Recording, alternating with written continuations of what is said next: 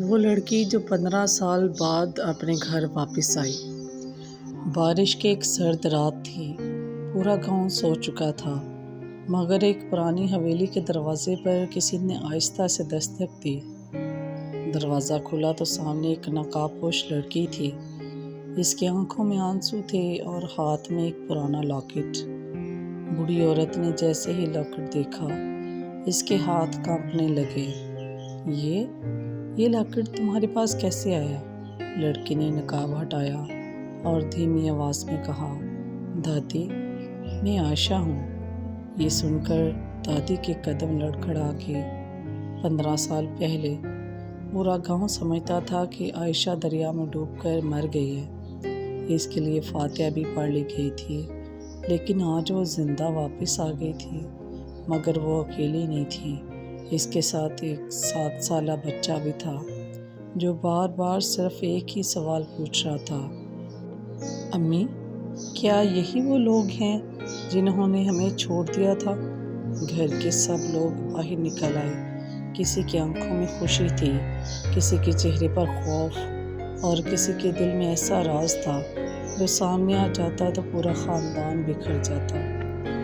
عائشہ نے سب کو دیکھا، پھر اپنے بیٹے کا ہاتھ مضبوطی سے پکڑا اور بولی، میں واپس معاف کرنے نہیں، سچ سامنے لانے آئی ہوں۔ یہ سنتے ہی خاندان کے بڑے بیٹے کے چہرے کا رنگ اڑ گیا، کیونکہ صرف وہ جانتا تھا کہ 15 سال پہلے عائشہ کے ساتھ اصل میں کیا ہوا تھا، اور وہ سچ ایسا تھا جس نے پورے خاندان کی قسمت بدل دی تھی۔ عائشہ کی آواز سن کر پورا گھر خاموش ہو گیا۔ اس کے والد اکرم حیرت سے اسے دیکھ رہے تھے۔ ان کی آنکھوں میں آنسو بہنے لگے۔ عائشہ، کیا واقعی تم زندہ ہو؟ عائشہ نے ان کی طرف دیکھا، لیکن اس کی آنکھوں میں محبت نہیں، صرف درد تھا۔ اگر میں زندہ نہ ہوتی تو آج سچ کون بتاتا؟ یہ سن کر سب ایک دوسرے کا چہرہ دیکھنے لگے۔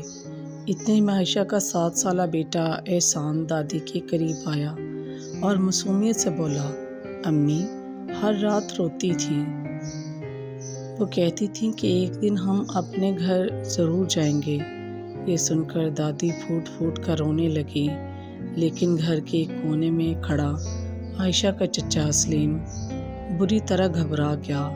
اس کے ماتھے پر پسینہ آ گیا، کیونکہ وہ جانتا تھا اگر عائشہ نے زبان کھول دی تو اس کے برسوں کی عزت اور دولت سب ختم ہو جائے گا۔ 15 سال پہلے عائشہ صرف 16 سال کی تھی۔ اس رات اسے بتایا گیا تھا کہ اس کی ماں بیمار ہے اور اسے فوراً شہر لے جانا ہے۔ وہ معصوم تھی، اس لیے چچا سلیم کے ساتھ چل پڑی، لیکن راستے میں گاڑی جنگل کی طرف مڑ گئی۔ عائشہ نے حیران ہو کر پوچھا، چچا، ہم شہر نہیں جا رہے؟ سلیم نے کوئی جواب نہیں دیا۔